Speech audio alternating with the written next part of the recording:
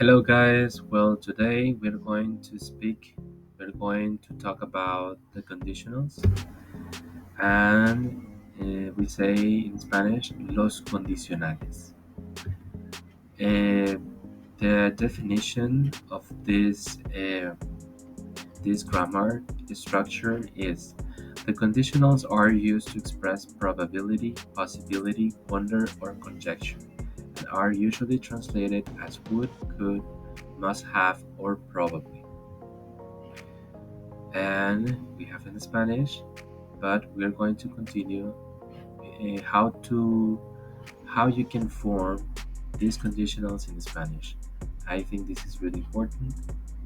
You just have to add the ending that you can see here: IA, IAS, IA. It's really simple. You just add at the end of the word this ending.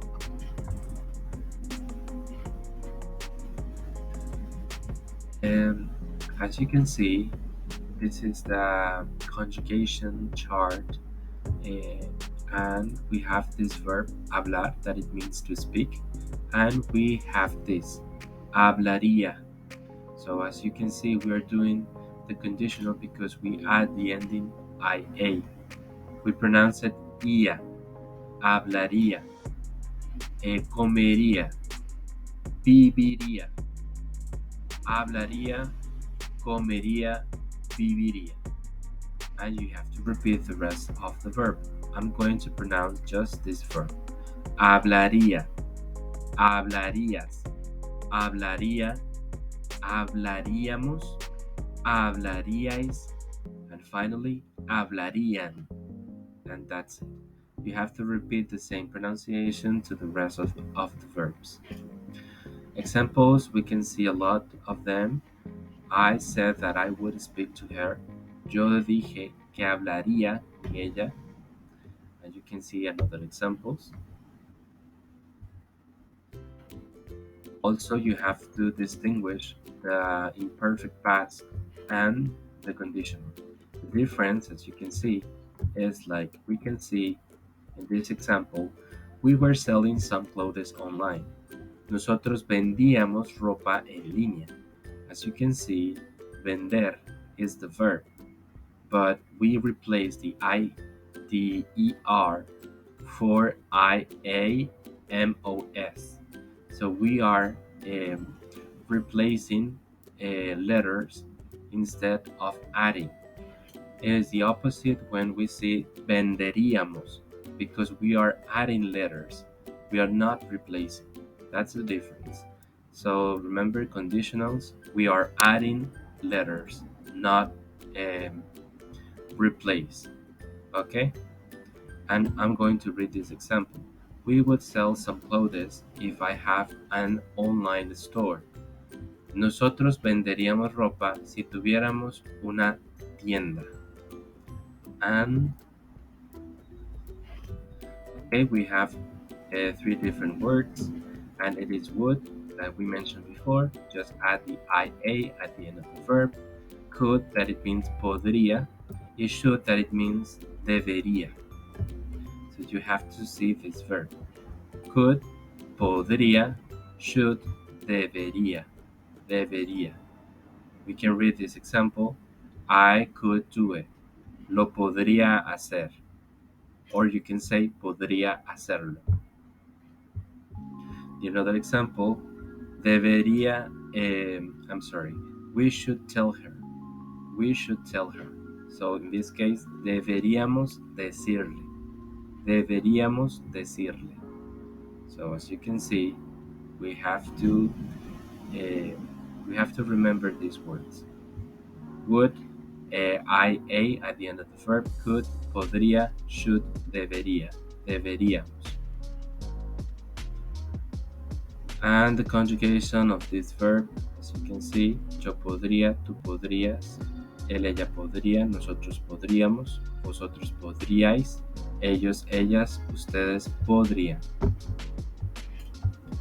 And another example, debería, yo debería, tú deberías, él, ella debería, nosotros deberíamos, vosotros deberíais, ellos, ellas deberían. And that's it. And we're going to talk about the irregular verbs. Which are the irregular verbs? Well, we have 12 irregular verbs, and we are going to divide it in 3 groups. So we are going to continue with the next chart. Well, it says we have to replace the last I, E for D. Okay, for example, this I, we are going to replace it for D, the letter D. So we are going to say salir, saldría, salir, saldría. So we replace the letter and then we add the normal conditional ending, and that's it. This verb means to leave or to go out. Poner, pondría. This verb means to put, to replace. Valer, valdría. To be worth. Venir, vendría. To come. Tener, tendría. To have. That's it. You can read all of these examples. That are really good ideas to do it. Also, just to remember that we have this phrase.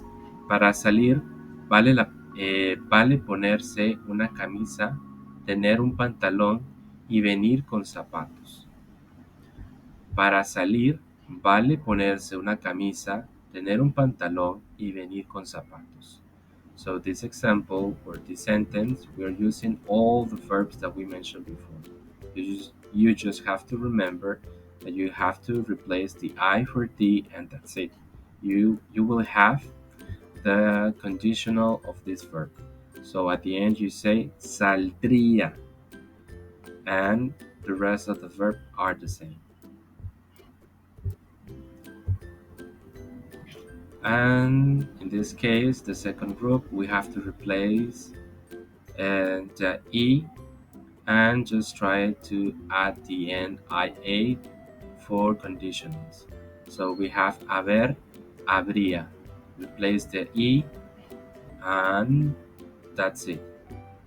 I'm sorry, we don't have to replace. Just try to erase this letter and then you will have to add the IA, and that's it. To have, this is the meaning of this verb, haber, to have or to be. Caber, cabría, to fit. Saber, sabría, to know. Well, we have these examples. And also we have this sentence. Haber muchas cosas en casa. ¿Sabe si cabe algo más?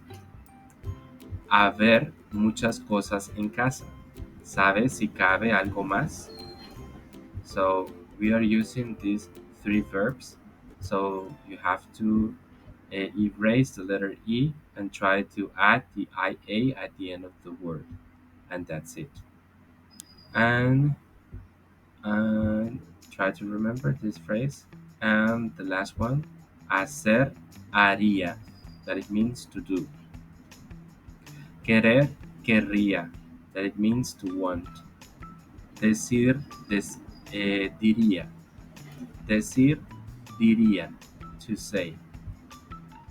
And we have these examples as well. So I think this is all about, well, we have this sentence. Querer hacer la diferencia es mejor que decirlo. Querer hacer la diferencia es mejor que decirlo. Well, we are using these 3 verbs, but we don't have a grammar rule. Just try to remember that this is random. So you have to remember querer, querría, hacer, haría, decir, diría. And that's it. You have to remember. And this is the end of the presentation, and I hope that you learned something, and I hope that you can practice and try to do your best. See you. Bye bye.